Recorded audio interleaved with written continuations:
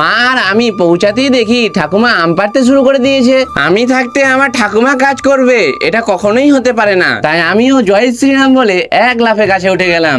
আর গাছে উঠেই আমি আমার তাণ্ডব শুরু করে দিলাম।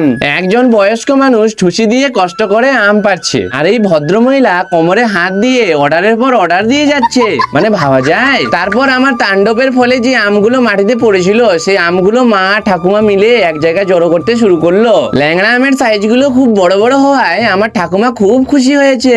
আর এদিকে কাজের ফাঁকে ভিডিও বানাচ্ছি দেখে মা আমাকে আম ছুঁড়ে মারতে চাইছে। ও মাই গড! তারপর মা এক ঝাঁকা আম নিয়ে বাড়ির দিকে ছুটলো, আর মাতাশ্রীকে অনুসরণ করে আমিও এক ডালি আম মাথায় করে বাড়ি নিয়ে চলে আসলাম। সমস্ত আম আনার পর কুয়োর ঠান্ডা ঠান্ডা জল দিয়ে হাত মুখ ধুতেই দেখি ঠাকুমা আমার জন্য আম কাটছে। আমটা মুখে দিতেই দেখি ওয়াও, ওয়াটার টেস্ট। আমটা খেয়ে আমি মাঠে চলে আসলাম। তো বন্ধুরা, আজকের মতো এখানেই দেখা হচ্ছে নেক্সট ভিডিওতে। ততক্ষণের জন্য রাধে রাধে।